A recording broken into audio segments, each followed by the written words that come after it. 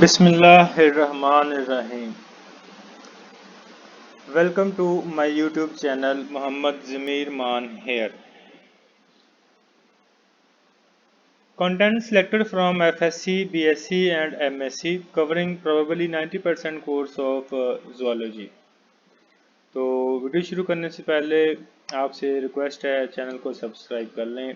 आज की वीडियो में हम चैप्टर नंबर 6 डिस्कस करने जा रहे हैं और चैप्टर नंबर 6 है सेल डिवीजन। चैप्टर नंबर 6 है सेल डिवीजन। तो शुरू करते हैं। Question number 1, the period from the time a cell is produced until it completes mitosis is called. वो पीरियड सेल का जिसमें कहते हैं कि सेल प्रोड्यूस होगा और मुकम्मल माइटोसिस जो है वो कंप्लीट करेगा, तो वो पीरियड या वो फेज़ या वो मरहला क्या कहलाता है? तो उसे सेल साइकिल कहते हैं। सेल साइकिल कहते हैं। क्वेश्चन नंबर 2 है, most of the cell cycle is occupied by the. ज़्यादातर सेल साइकिल का जो मरहला है किस ऑप्शन जो है वो ऑप्शन में ऑक्युपाइड होता है, ज़्यादा टाइम टेकिंग है? तो वो होता है इंटरफेज। इंटरफेज जो है वो सेल साइकिल का वो मरहला है जहाँ पर ज़्यादा टाइम कंजप्शन होती है। Chromosome replication occurs during the dash of mitosis. Chromosome की रेप्लिकेशन जो है वो किस फेज में जो है वो होगी? क्रोमोसोम की रेप्लिकेशन माइटोसिस के जो है वो प्रोसेस के दौरान, तो वो है एस फेज यानी synthesis phase, G1 G2, G for gap 1 gap 2 और S फॉर सिंथेसिस। तो क्रोमोसोम की रेप्लिकेशन जो है वो सिंथेसिस यानी S फेज में होगी। क्वेश्चन नंबर 4 है, a copy of chromosome produced by replication is called a. Chromosome की एक कॉपी यानी उसी तरह के क्रोमोसोम का बनना रेप्लिकेशन को क्या कहते हैं?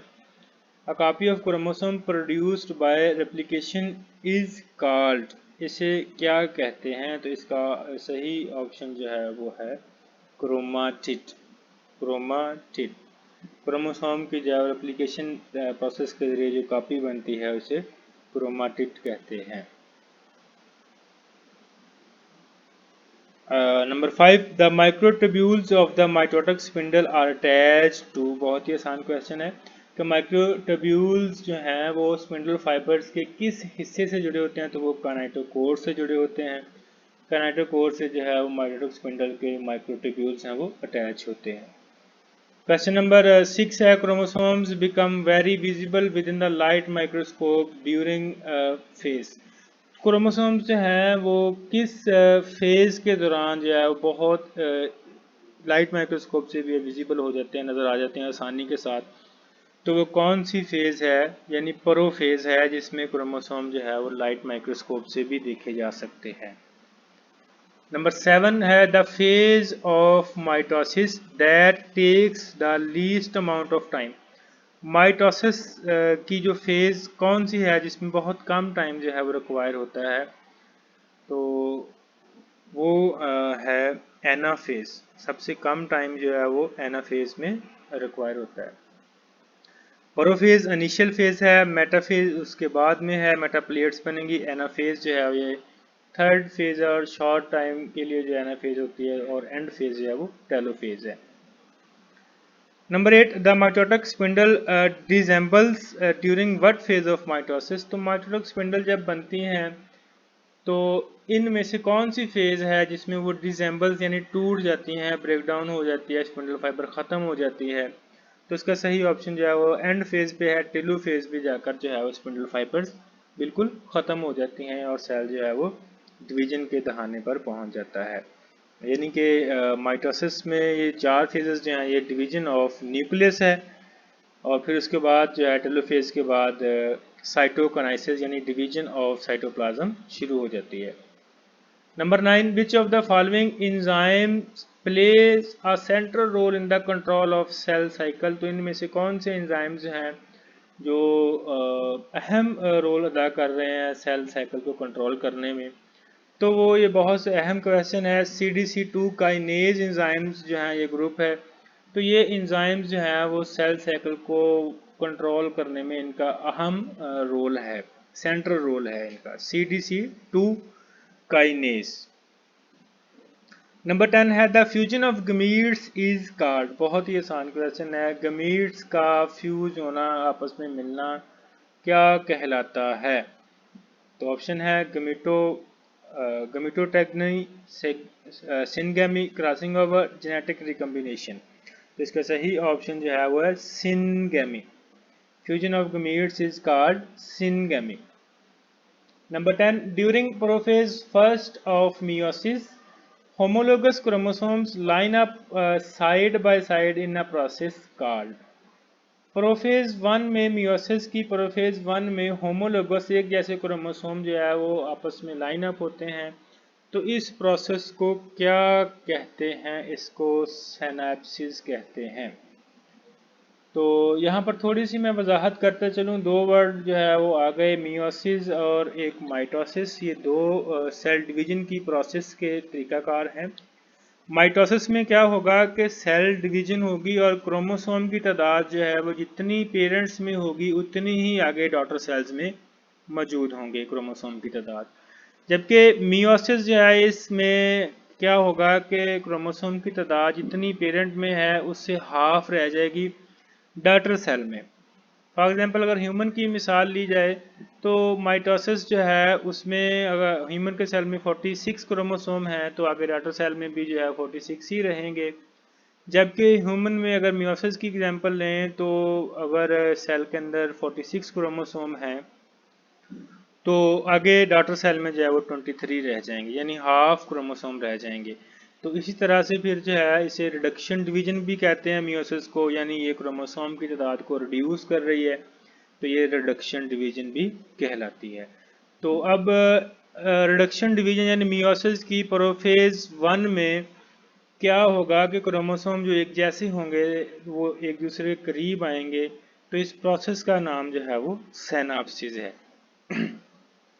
क्वेश्चन नंबर 12 है crossing over is a form of. Crossing over जो है वो किस की शक्ल है? क्रॉसिंग ओवर में क्या होता है, क्रोमोसोम होमोलोगस क्रोमोसोम एक दूसरे के करीब आते हैं और अपने नॉन सिस्टर क्रोमेटिड्स जो हैं उनके सेगमेंट्स जो हैं उनका तबादला करते हैं।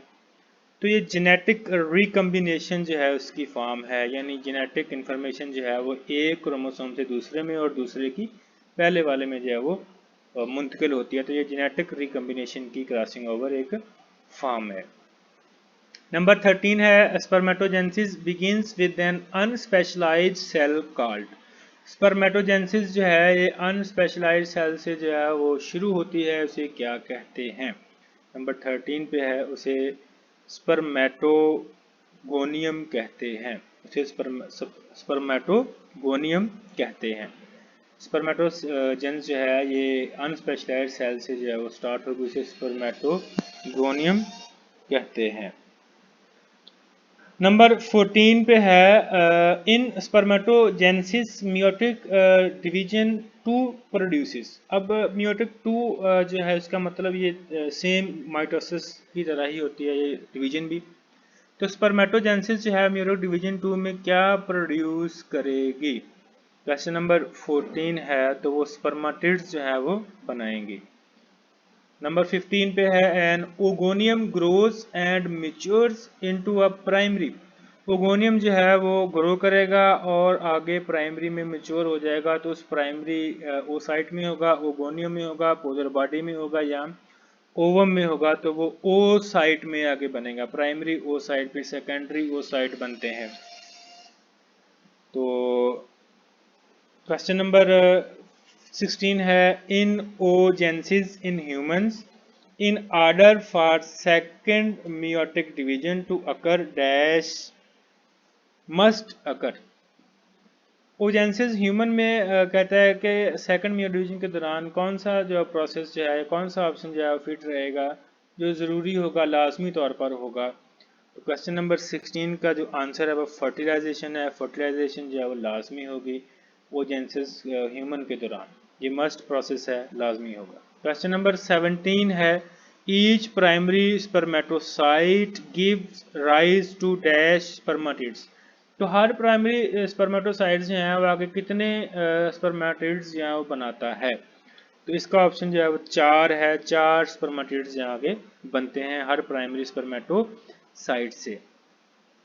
नंबर 18 है ट्रू फॉल्स जो है स्टेटमेंट्स आ गए हैं। In oogenesis the larger of the daughter cell is the secondary oocytes। Oogenesis process के दौरान जो डॉटर सेल्स का सबसे बड़ा जो है वो सेल वो सेकेंडरी oocytes होगा। ये स्टेटमेंट ट्रू है या फॉल्स है? तो ये स्टेटमेंट ट्रू है जी, बिल्कुल डॉटर सेल का जो सेकेंडरी oocyte जो है ये लार्जर सेल होगा ओजेंसिस प्रोसेस के दौरान। क्वेश्चन नंबर 19 है spermatids undergo one last meiotic division before maturing into spermatozoa. Spermatids जो है वो कहता है कि उसमें एक आखिरी डिवीजन होगी मैच्योरिंग होने से पहले। तो वो स्पर्मेटिड्स बनने के जो है बाद तो वो डिवीजन लाजमी होगी, लास्ट मियोटिक डिवीजन होगी। आया का स्टेटमेंट ट्रू है या फॉल्स है? तो ये स्टेटमेंट फॉल्स है, ऐसा बिल्कुल नहीं होता। उसके बाद क्वेश्चन नंबर 20 है in meiosis the second meiotic division resembles an ordinary meiotic division except the number of chromosome has been reduced by half. तो मियोसिस में जो सेकंड मियोसिस डिवीजन है, जब मैंने पहले भी बोला है पीछे एक ऑप्शन में कि ये रिजेंबल्स करती है मियोटिक यानी जस्ट लाइक माइटोसिस है। तो इसमें क्रोमोसोम्स की तादाद जो है वो कहता है कि हैज़ बीन रिड्यूस्ड बाय कम हो जाएगी। तो ये स्टेटमेंट ट्रू है या फॉल्स है? तो ये स्टेटमेंट ट्रू है बिल्कुल। 21 है homologous chromosomes carry genes for the same traits. Homologous chromosome जो हैं उन पर जो जीन्स होंगे वो एक ही ट्रेड्स के होंगे। तो ये ट्रू स्टेटमेंट्स है, बिल्कुल ट्रू स्टेटमेंट्स है। आगे है जेनेटिक रिकम्बिनेशन और crossing over is a major form of genetic variation. ये भी ट्रू है। जेनेटिक रिकम्बिनेशंस और क्रॉसिंग ओवर दोनों ही जो है जेनेटिक वेरिएशंस की सबसे बड़ी शक्लें हैं, सबसे बड़ी फॉर्म्स हैं। ये ट्रू स्टेटमेंट है ये। क्वेश्चन नंबर 23 है evidence indicates that events in the nucleus control the cell cycle. जितने भी सबूत हैं वो ये जाहिर करते हैं कि सेल साइकिल को जो है वो न्यूक्लियस कंट्रोल कर रहा है। तो स्टेटमेंट बिल्कुल फॉल्स है, इनको कंट्रोल नहीं कर रहा न्यूक्लियस। क्वेश्चन नंबर 24 है prophase begins once daughter chromosomes appear at opposite poles of the cell. Prophase तब स्टार्ट होगी जब डॉटर क्रोमोसोम्स जो हैं वो मुखालफ पोल्स पर जो है सेल के ज़ाहिर होंगे। तो ये स्टेटमेंट ट्रू है, बिल्कुल प्रोफेज उसी वक्त शुरू होती है जब ऑपोजिट पोल पे सेल के क्रोमोसोम्स जो हैं वो ज़ाहिर होंगे। लास्ट क्वेश्चन है इस वीडियो का cell division occurs in all animals. Cell division जो है तमाम जानवरों में होती है। तो ये ट्रू है बिल्कुल, सेल डिवीजन के बगैर तो ग्रोथ ही मुकम्मल नहीं होती किसी भी जानदार की। उम्मीद करता हूँ आपको आज की वीडियो पसंद आई होगी। Press like button and share this video in all educational groups. Thank you so much. अल्लाह हाफिज़।